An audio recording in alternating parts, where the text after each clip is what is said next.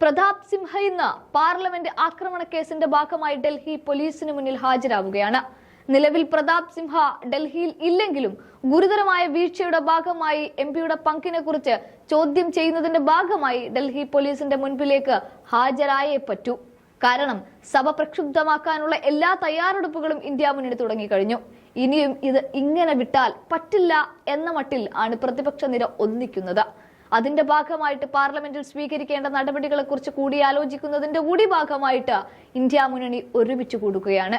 പ്രധാനമന്ത്രി നരേന്ദ്രമോദി, കേന്ദ്ര ആഭ്യന്തരമന്ത്രി അമിത് ഷാ എന്നിവർ വിഷയത്തിൽ പാർലമെന്റിൽ വിശദീകരണം നൽകാതെ മാധ്യമങ്ങളിലൂടെ പ്രതികരിച്ചത് പ്രതിപക്ഷത്തെ പ്രകോപിപ്പിച്ചിട്ടുണ്ട്. അതുകൊണ്ട് തന്നെ സുരക്ഷാ വീഴ്ചയെക്കുറിച്ച് ഇരുസഭകളും നിർത്തിവെച്ച് ചർച്ച ചെയ്യണമെന്നാണ് പ്രതിപക്ഷത്തിന്റെ ആവശ്യവും. പ്രതാപ് സിംഹയെ പുറത്താക്കിയിട്ടേ ഇനി പ്രതിപക്ഷം അടങ്ങൂ. അതുകൊണ്ടുകൂടിയാണ് സഭ നിർത്തിവെച്ചുകൊണ്ട് ചർച്ച ചെയ്യാനുള്ള തീരുമാനത്തിലേക്ക് പ്രതിപക്ഷ നിര ഒരേ കെട്ടുറപ്പോടെ മുന്നിട്ട് നിൽക്കുന്നത്. എന്നാൽ ഇവിടെ അധീർ രഞ്ജൻ ചൌധരി സ്പീക്കർക്ക് ഒരു കത്തയച്ചിട്ടുണ്ട്.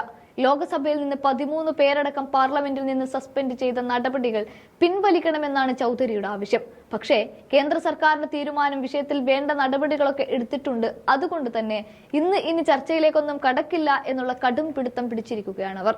ഒരുപക്ഷെ ആക്രമണ സംഭവങ്ങളുമായി ഇതിന് യാതൊരു ബന്ധവുമില്ല, നിങ്ങൾ ചെയ്തത് അന്യായമാണ് എന്നൊക്കെ പറഞ്ഞുള്ള സ്പീക്കർ ഓം ബിർളയുടെ ഈ 13 പേർക്കുള്ള കത്താണ് കേന്ദ്ര സർക്കാർ ആകെ കൈക്കൊണ്ട നടപടി, പ്രതികളെ പിടിച്ചത് കൂടാതെ. അതുകൊണ്ടുകൂടിയാണ് പ്രതിപക്ഷം ഒരുമ്പിട്ടിറങ്ങിക്കൊണ്ട് പടപ്പിറപ്പാട് തുടങ്ങുന്നത്.